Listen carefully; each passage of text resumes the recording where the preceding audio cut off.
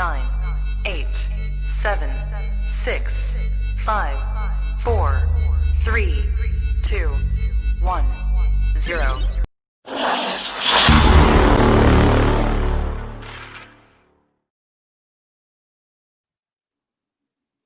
Hello, everyone. Welcome to Women in Sports. Super excited to be on tonight. Have a really great guest. Can't wait for you guys to meet her.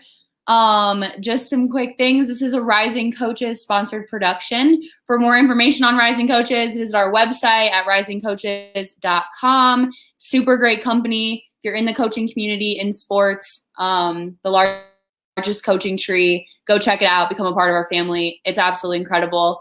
Also, be sure to check out our latest Women in Sports podcast. She dropped Wednesday. Every Wednesday we'll have them dropping. So make sure you check that out. Rate it, subscribe. It's available on all podcast platforms. And now for tonight's guest, super excited, Charnel Reed. We go back a little bit, just a little.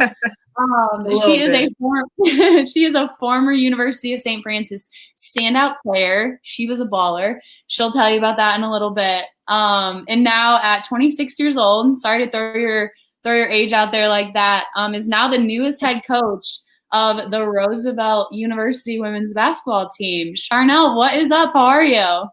I'm doing good. How are you? I'm good. Are you excited to be back in Chicago?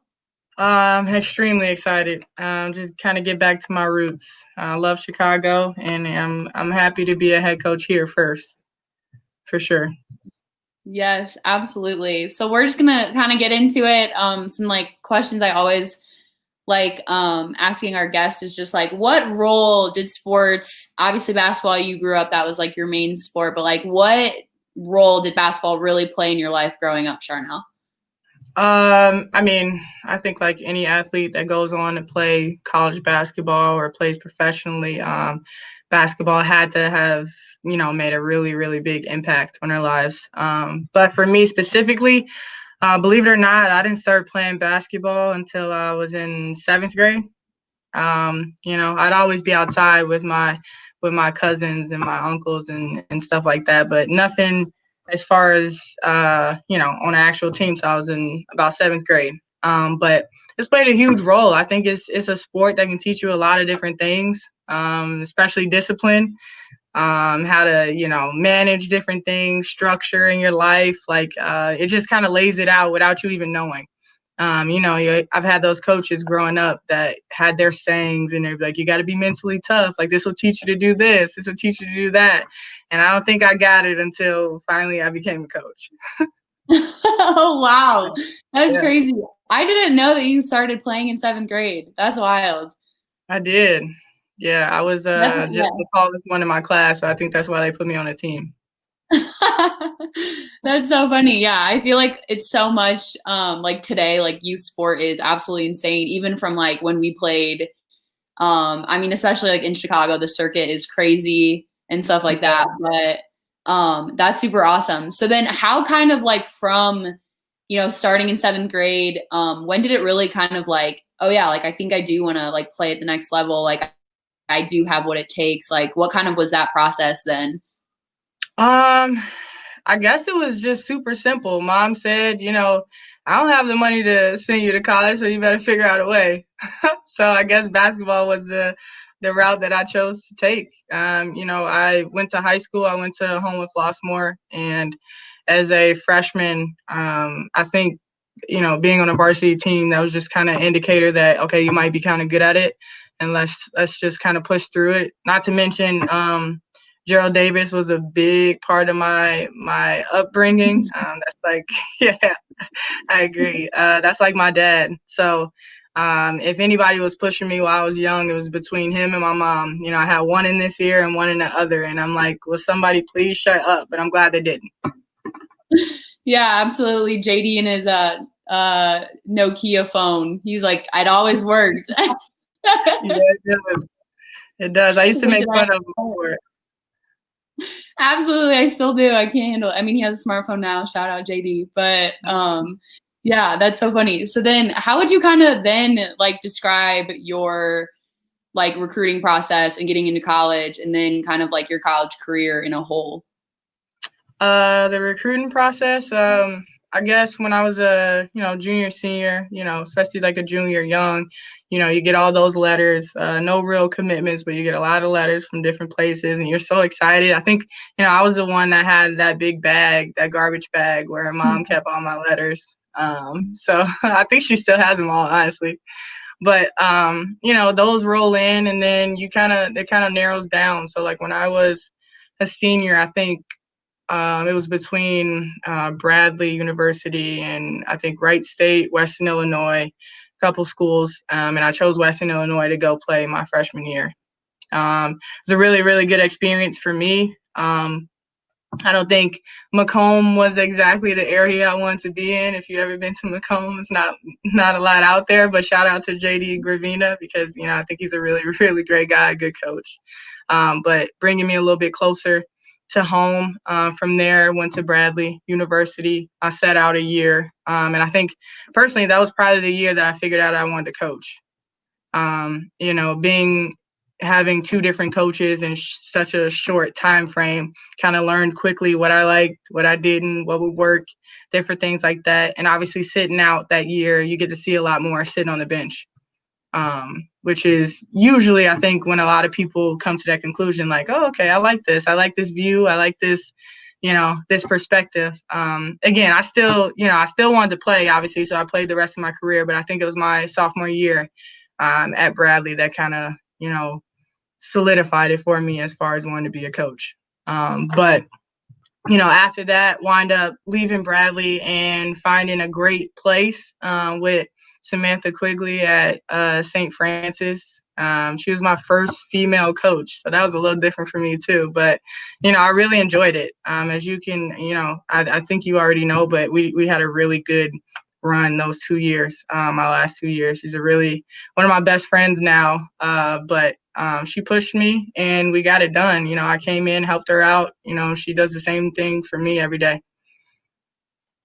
Yeah, literally. So much in there. You had kind of like a roller coaster, crazy college experience. But I think like the most unique part about it is just that like you got that perspective and you got to see so many different things. I feel like as players, like being able to take something away from like not being on the court, just being able to sit back and watch is super huge. Even just like it changes the way you play, whether you're sidelined because of an injury or, transferring or anything like that. And then to be able to step into such an incredible program that Coach Quigley took over.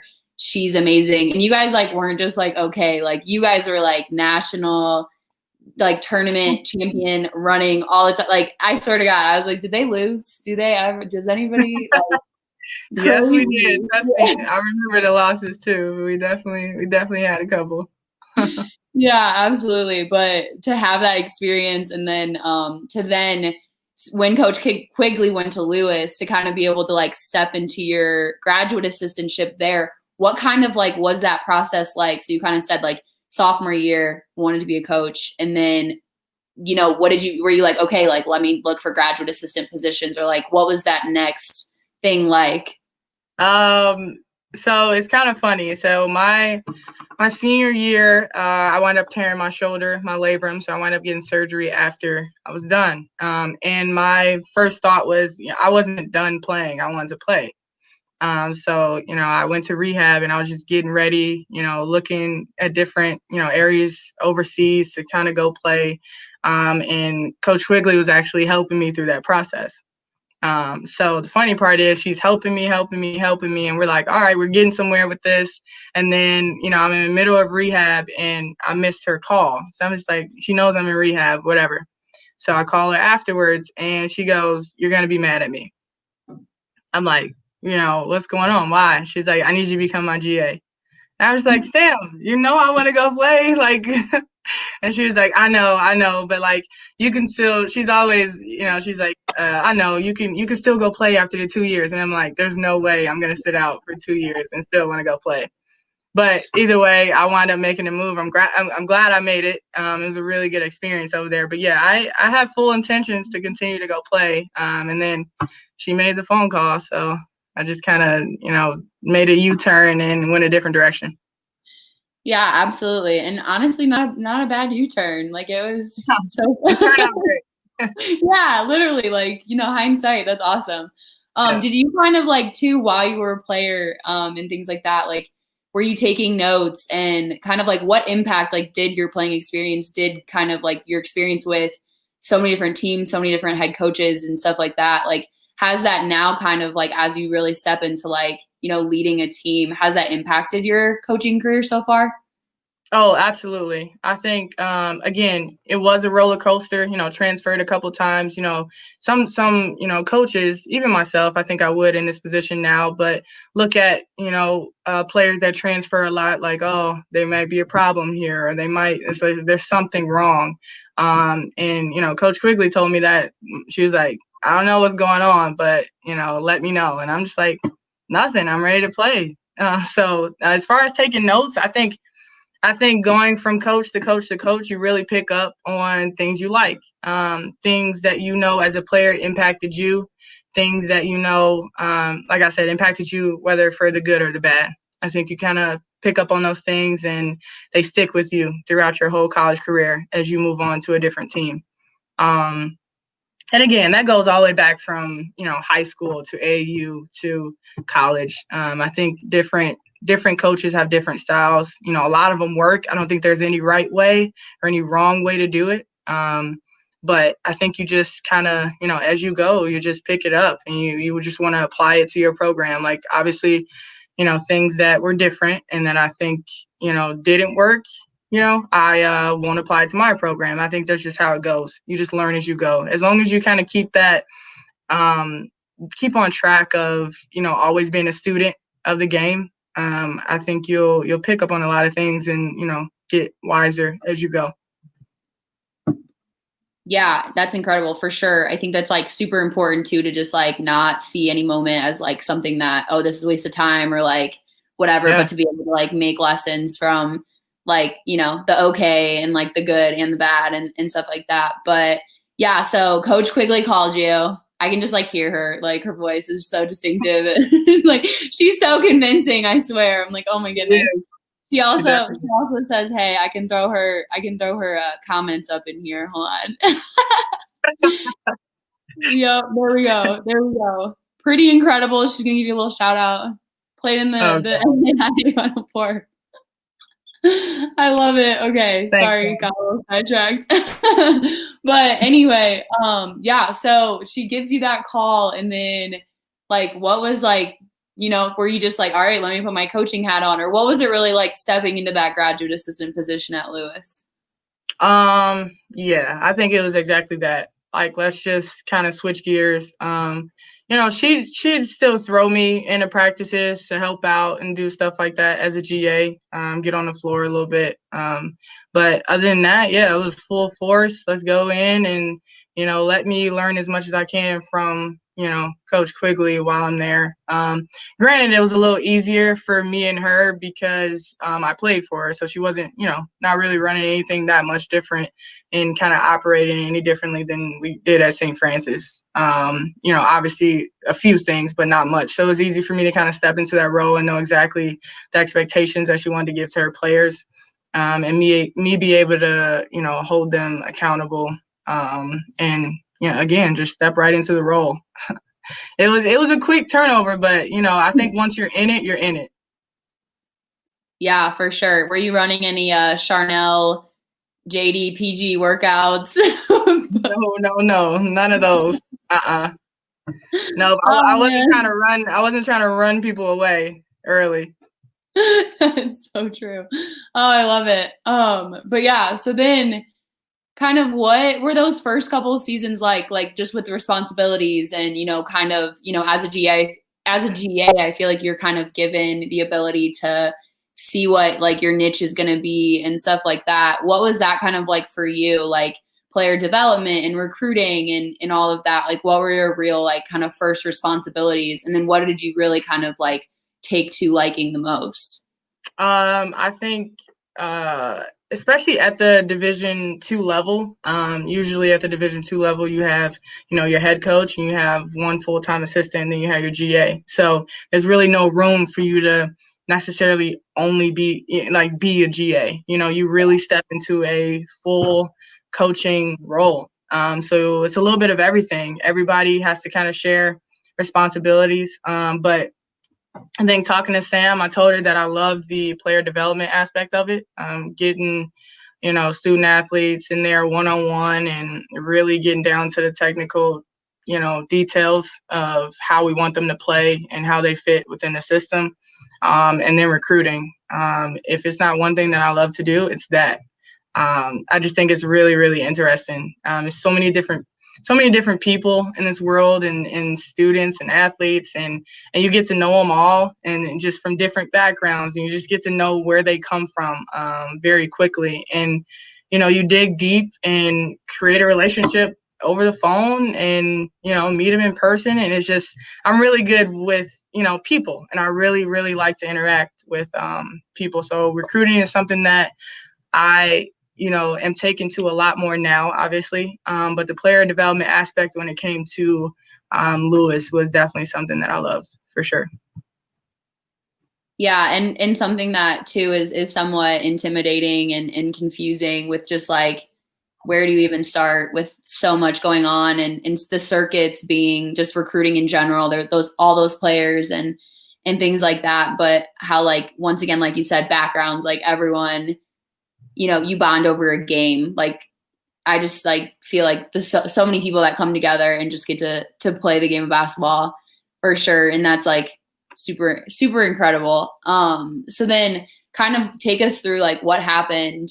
Cause I feel like there's like never a clear path, especially in the coaching profession. It's like a freak show all the time and whatever, but kind of like, what was it like? And obviously you had Coach Quigley, which was like, she's a great mentor, knows a lot of people, but kind of like, what were those main things that you tried to focus on then, like once your graduate assistantship was ending and like you were having to kind of step out and look for jobs and look for positions and things like that? I would say coming out of, being a graduate assistant, you have to really ask yourself, how far you want to go with it, and also what you're willing to do. I mean, like anything, if you narrow down your options, then you don't give yourself that many options. So you have to be kind of willing to go anywhere that first year, and do anything and apply all over the place. Just it'll be an opportunity there. It just depends on how many opportunities you kind of give yourself and open up the doors to. So yeah, I mean, in all honesty, I applied all over the place. Like, I didn't care if it was California to wherever. I applied all over the place. And how it worked out for me was playing in the NAIA. Purdue Northwest was in the CCAC. They are now in the GLIAC and went to Division II, but they're in a CCAC, and their current grad assistant that was there, I played against her, Darian Thompson. So I kind of reached out to her. I knew they were getting a new coach, reached out and said, hey, what is your coach looking for? Can I help? Blah, blah, blah. And she's like, go for it. I think she really like you, whatever. So I'm like, give me your email. I'm going to email her right now. So I emailed her, Courtney Locke. I emailed her. I'm like, hey, I'm from Chicago. Indiana's, Hammond, Indiana is right across the border. I can recruit here. I can do this. Let's talk. So she called me. And we got on the phone, and I think we had about a 45-minute conversation in that first, phone call. And I think right then and there, we kind of knew that we'd work well with each other, and she knew what she wanted. And I went on an interview, and it didn't happen too long after that where I had the job. Yeah, that's awesome. That's so cool the way kind of like that works, and you being able to be super vulnerable, reach out to like someone you played against, to then go, potentially get a job at a place that like you also played against. Yeah, definitely just the small world, the way things work, like even too, to just like always hold yourself to such like a high standard when you're around anybody, even like during the recruiting process, like calling those coaches that like, you're not going to go there. And, because even down the line, you're going to graduate and like potentially work for them, or, Yep. they'll help you get a job or anything like that. That's a super good word for sure. What kind of was like your first, like what were your like responsibilities then, like as an assistant coach at Purdue Northwest, and what kind of did you try to like become better at and improve on, and like learn more about? I think for Coach Locke, it was more so she's really big on loving her student athletes, as far as, accepting people for who they are, and not being judgmental. And it was really about building a culture her first year, which I think, in any coach's first year, building a culture is the most important. Just laying kind of a foundation on, how you want your program to operate, how you want your coaches to operate, how you're going to carry yourself, and different aspects like that. So it was really digging into the culture and kind of nipping things in the bud right away, letting them know that, these are the guidelines, these are expectations, and we're going to meet them. I think communication was extremely important for her as well. Anything as far as, if you're injured, I don't care if you have a cough or a fever, communicate, let me know. If you're not feeling well, just really, again, getting down to the nitty gritty of just fine details. She always said in practice, sweat the small stuff. A lot of people overlook the small stuff, and she didn't. So I think that's something that, I'll take away for sure from that program is really staying detailed, because the details matter. Yeah, that's awesome. And then how did you kind of like navigate then, you like looking for other jobs? Like, because obviously that was kind of like your only stop, and then now you're at Roosevelt, which is like kind of super uncommon, which is super cool for like you being so young and then being able to step into that role. How did you kind of go about that? So this opportunity kind of came up, just almost out of the blue. I don't know if you know who Robin is, Sherwells.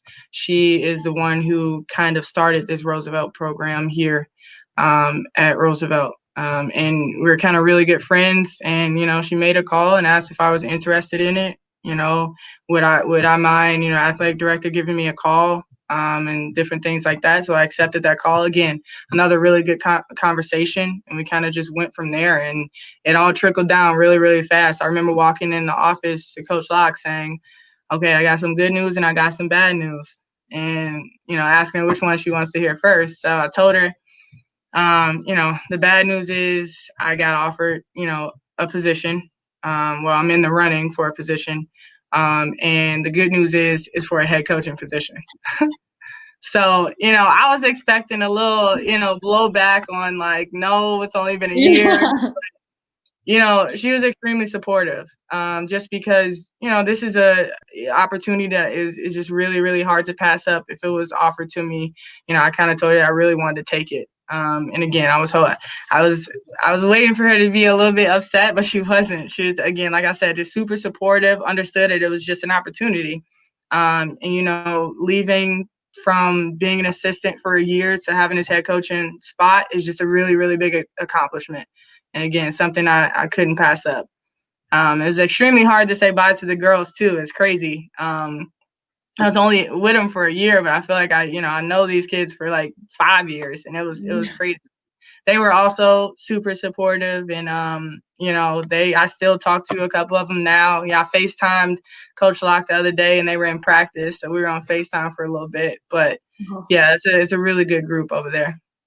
Yeah, I like got goosebumps when you were like, yeah, good news and bad news. I was like, oh my gosh, that's crazy. That is super awesome though, to have somebody like, be so supportive about it, and to like just be there for you and like kind of hold your hand through it, and like be like you're so ready for this and push you in the right direction. What kind of was your first initial like, did you think you would ever become a head coach at 26? Absolutely not. 100%. I did not think that at all. Did I always think, I wanted to be a head coach? 100% at some point? Yes. But, I think it was Coach Quigley that actually said, "Are you ever really ready to be a head coach?" When it came up, is anybody ever really ready to be a head coach? And I thought about it. I'm like, I guess not. I think you just get thrown in the fire and you figure it out from there. So, I am. It's no secret that I am extremely young, but I've really studied my experiences, and I'm applying all of them daily to my student athletes now. Again, am I ever really ready? No, but as the ball rolls, I'm rolling with it. I tell my student athletes, I'm like, look, you're gonna mess up, right? And you're gonna expect me to have some mercy for you. So I say the same thing. I'm gonna mess up. I'm gonna miss that timeout maybe 1 or 2 times, and you better give me the same exact leeway that I give you. So I'm not dumb to the fact that I'm gonna make mistakes, but as I make mistakes, I'll learn from them. And I think the best part about me being young and having this position now is that I'll be a little bit wiser a little bit earlier. So that'll play out in my favor, hopefully. Yeah, no, absolutely. That's like the first thing I thought of is like, wow, like crazy. Just like, yeah, like to kind of be able to, start making those mistakes early and to start, like, and I feel like you're not going to make that many mistakes. Like you're very like attention to detail, like no worries. But yeah, just like for you to kind of really be able to like it's the hard stuff. Like when we go through those like really difficult times, like when you have to sit out a season and like go through those mental battles that you never thought like, you'd have to go through. You always would brush them under the rug, like go to practice, play, things like that. So yeah, I know I'm definitely cheering for you. I'm super excited. But yeah, so the excitement I hope has not fully worn off. I know I kind of asked you that earlier, but what was the first thing that kind of was like, all right, I'm a head coach, like what now? Let me see. I don't know. The first thing is, I think the question was, what now? What do I do now? What do I do now? How do I approach it? What's the first thing I need to do? My head was spinning around in circles. But like I said, I know the most important thing for a program is the relationship between the head coach and the student athletes. So I think the first thing that I did was, and COVID didn't help just because we couldn't really be face to face right away. I think that was the number one thing I kind of struggled with coming into this position right away, is because I wasn't able to have those face to face interactions and getting these athletes to trust me right away.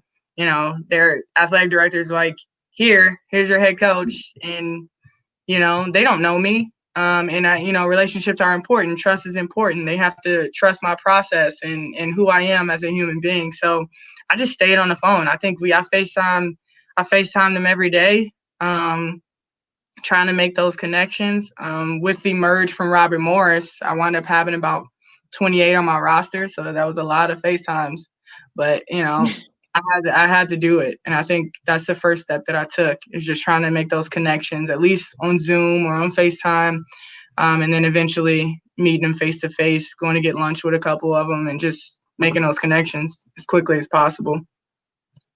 Yeah, definitely. What kind of has been your main focuses for like starting now to like maintain that healthy culture? Now you guys are on the court, you just got back from practice. How has that kind of been going of like, like really laying those foundational bricks?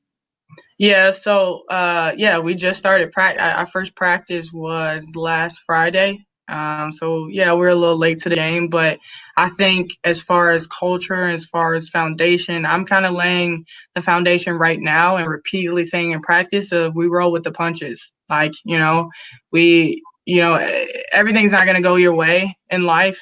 On a basketball court, it's just all about how you respond. Like, are you going to react or are you going to respond? I think most people react when they have no idea what's going on. Like, and I tell my girls, educate yourself. I'll keep you updated with everything that's going on so we can respond the right way. If we miss a layup and we have to run for it, all right, are we still thinking about that missed layup, or are we going to respond, get the sprint done, and then move on to the next thing? So my biggest thing right now, especially with COVID and the uncertainties of everything, is just understand that, in a day we can have someone with a positive test and we're shut down for 2 weeks. Like, yeah, am I going to be pissed? Absolutely. Are the girls going to be upset? Absolutely. But like, what are we going to do about it? You know, we're going to move on to the next thing and just be ready to go when practice can start back up. So, like I said, it's just telling them, all right, this could happen, roll with the punches. We don't get upset at everything. We just move on and we move forward. Yeah, for sure. Who have kind of been like your go-to people kind of during this time, like mentors, as you really develop and help to then, you know, be that person for your student athletes and start building those relationships?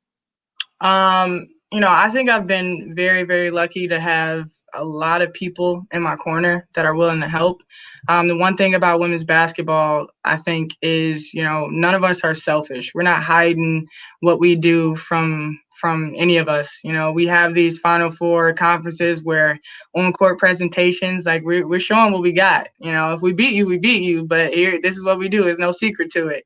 And I think I love that about the game. Everybody wants to help. You know, and by me being a very young coach, again, I'm not going to have the answers to everything, but I do know there are people that I can pick up the phone and ask, you know, what do you think about this? You know, is this going to work? You know, and just get their opinion. So I'd say first and foremost, I think Samantha Quigley, again, a really big part of every process. I think I call her every time an opportunity comes up or something goes wrong, whatever.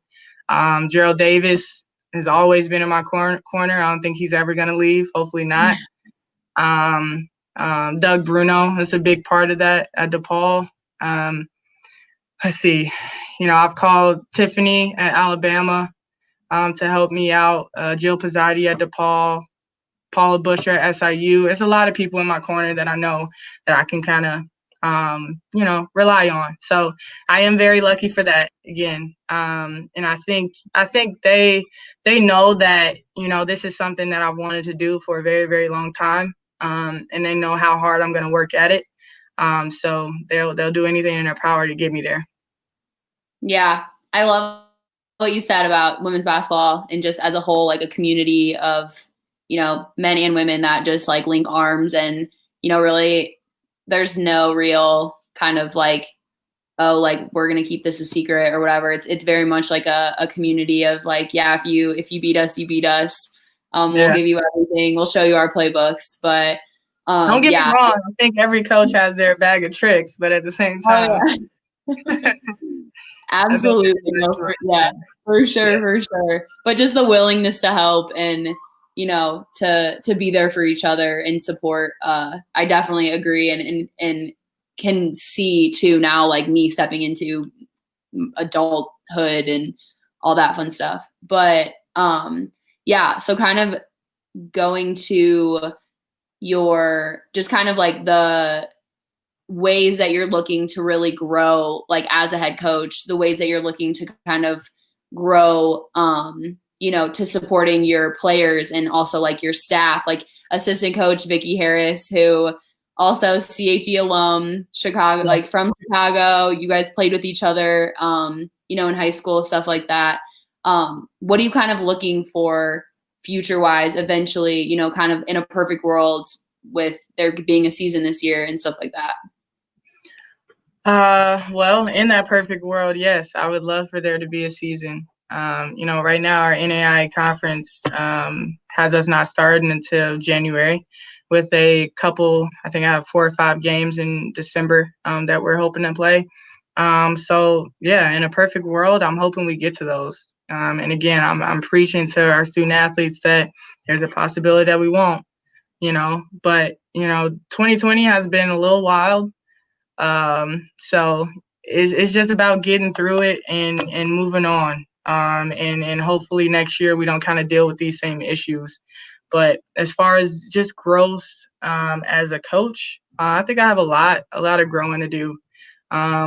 More so just the ins and outs, I guess, of a program and what's needed. You know, prioritizing what's needed. I think that's one thing I don't mind saying, prioritizing what's needed. Sometimes I'll sit in front of my desk. I'm like, I got this. I'm like, what do I need to do first? You know, I think that's the biggest thing for me, growing in that area of kind of prioritizing and organizing what's important, making that list and knocking them out instead of, dabbling here, dabbling there. I think that's it. My focus on one task at a time. Definitely. Charnel, can you kind of really talk about the importance of like diversity in coaching and having student athletes and players being able to see themselves in their coaches? You kind of hit on it with when you were talking about like you transferred to St. Francis and Coach Quigley was like the first female coach you ever had. We kind of have a similar story in that sense of, finally being able to sit back and be like, whoa, like, seeing yourself in that position. How kind of important is that for you now, being able to be that person for your players and, future players to come? Yeah, being able to be that person obviously is an honor to be able to step into the role and be a female, a Black female, in that role of just being a mentor to my athletes. As far as being a woman, I do think that we do need a lot more women in sports and women in women's basketball. I 100% agree with that. But on the flip side of that, I've always been and this could be just based off my experience and my story, but, I always think the diversity of men being a part of the women's side, there's nothing wrong with it. I think if you're a good coach, you're a good coach. I think, even right now, looking for a part-time assistant right now, I'm going to hire who I think is qualified. I'm not looking for anything specific. I'm not saying I'm only hiring a female, I'm only hiring a male. I'm not doing that. I just think that in this coaching world, there are so many great coaches. And again, no right or wrong way to do it. But if we fit and we, are on the same wavelength, but come with every idea we can, then I think we can get it done. So I'm not really looking for anything specific. It's just whoever is qualified. I've always thought that way, just for the simple fact that, like I said, Samantha Quigley is my first female coach, and it worked out great. But I've also had coaches before her that were males that also played a big role in my life. So, I don't discriminate on that side at all. But yeah, it's a really big honor to be a woman, to be a Black woman, as a head coach right now, as young as I am, and being that mentor to all these ladies that are looking to become coaches, looking to play afterwards, and do whatever they do. I'm going to support it 100%. Yeah. And being able to like lead them during a time where I feel like when we were players, like our coaches weren't talking about like going to vote or registering to vote or, the social like injustice that is happening like literally right in front of us. Those things I feel like, the players now are so much more empowered and like encouraged to use their voices and to, start using that and building that relationship of, being confident with who they are and where they came from and things like that. So yeah, that's awesome for sure. Yeah, and even too, what were you saying? Go ahead. No, you're good. Go ahead if you want to add to that. No, I was just gonna say, yeah, it is a lot of the injustices and the Black Lives Matter, and just a different era right now. Like I said, 2020 has been absolutely crazy. But telling your student athletes, besides my feelings, and I don't want to ever project my thoughts and my feelings on my players to make them think they have to think my way. I want them to be individuals. I want them to educate themselves. I think that's really, really big for me. I don't care which side you take, but just don't take it because, LeBron James is taking that side or your mom's taking that side. Like, really do your homework. And I really love how, WNBA and the NBA are kind of standing up and coming together because it just shows that when it comes to sports is the number one thing that shows that it doesn't matter who you are, what color you are, we're a team and we get this done together. So that's really, really big for me. Our administration, kind of asked about, what do we do during the national anthem and different things like that. I respect everybody's opinion, like I said, but I am going to request my athletes to do homework. figure out what you're standing for, and don't just do it just to ride the wave of what everybody else is doing. Educate yourself first, and then we can have that conversation. Yeah, and the WNBA, like you said, so many, they talk about like the viewership went up, they're getting so much popular, but like they finally were given, the time and the ability for us to watch them, and then the voice that they were able to have and impact was absolutely incredible. Like I had Kathleen Doyle on a couple weeks ago, and to just like kind of like her being in, the wobble and the impact and how she was so like, fresh out of college, being able to step out and really like become who she is and things like that. It was like, wow, like I can't even imagine, having a coach like do that, ask me questions of like, why this and why that, like, why do you think this? Why do you feel this way? I think it's an absolute like incredible opportunity for sure. Yeah, I agree. So kind of to wrap up a little bit, what real, kind of advice can you give women, not just going into coaching, but women in sports in general, about kind of pursuing and wanting to have a successful career? What, good advice do you have for them in just chasing their dreams and stuff like that in the coaching industry? Well, like I said before, I haven't been in it long enough to have all the right answers, but I know what works for me. I think it's a grind. If you're willing to grind, then that's the only answer I got to give you. If you want to get to the top, and you want to put yourself in a position to be successful, you got to be willing to do the work. It's definitely not easy. I think being a coach is a roller coaster. You'll hit your highs, you'll hit your lows, you'll work for different people, you'll do different things. It's all about what you take from it, though. Like I said, you learn from each experience. You never look in life and say that, like you said, that was a waste of time. Like that didn't help me at all. Well, it did. It just didn't, not as positive as you wanted to, but at the same time, you might not make that mistake again. You might not let someone do something again. Just learn it from your experiences. But like I said, I think the only advice I have is grind, like be ready to work. Find your circle. That's another thing. I think I've done a really good job of kind of finding my circle and networking. You got to put yourself out there and get to know people. There are a lot of people out here that are willing to help you if you want to be helped. You can't. I think in the coaching world, you can't do it alone at all. So climbing that ladder just entails you getting out there, getting to know people, doing your homework, and just knowing what you want in the end. Yes, definitely.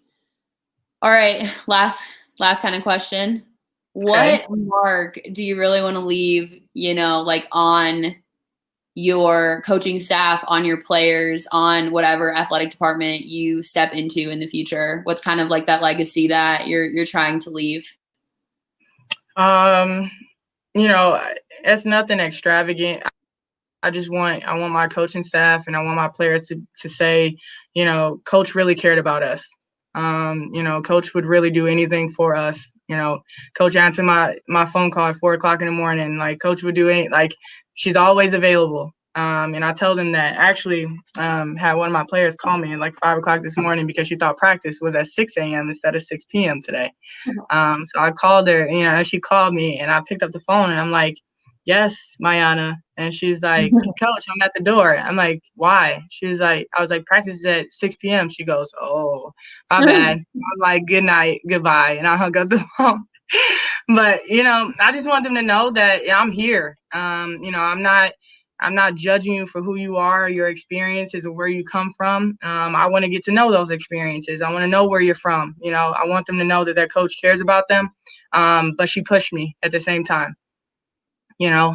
She pushed me to my limit, and that's the reason why I am as good as I am, and I'm a better person because of it. And again, as far as my coaching staff, I want them to say the same thing.